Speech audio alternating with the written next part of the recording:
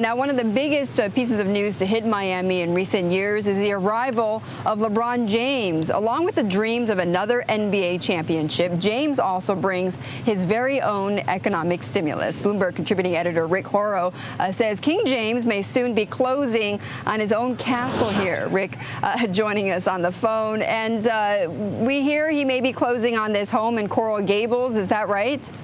Well, I'm not a real estate agent, but, I grew up in Miami. I lived on the Venetian Causeway between Miami and Miami Beach. Maybe we can direct him to that piece of property before he looks at the Gables one. And in all seriousness, he is a walking, talking, breathing, free throw shooting stimulus plan that brings a significant economic boost to South Florida. I grew up in Miami, was the founder of the Sports Authority that built the arena, that got the heat. And I can guarantee you that this is the biggest sports news to hit South Florida since the Miami Dolphins expansion in 1966. Maybe some of the business news as well, Betty. Wow, that's a huge comparison and a tall order for LeBron to live up to here. Has there been, describe to me, why LeBron? What makes him so different than the other athletes that you've had come into Miami? Other hopes have been pinned on them. He's huge, he plays well, and he can take over the game along with the free agent Chris Bosh and Dwayne Wade. And all of a sudden, they jump to the front of everybody's favorite team to win the NBA title outside of maybe Los Angeles. According to Forbes, the Heat's value increased to $400 million from $364.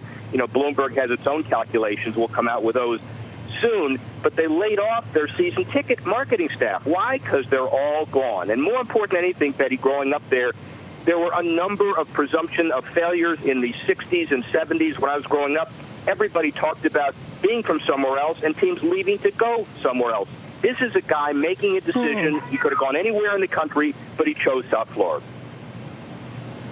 Now, how has he been received so far? What's been the press coverage like? How's he been received here?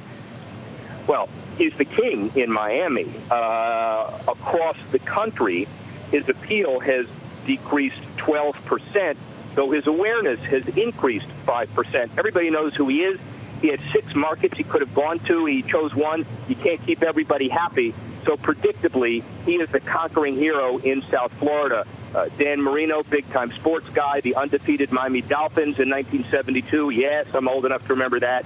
And LeBron James. The problem with LeBron James, by the way, is he hasn't won yet. So the expectations are astronomical.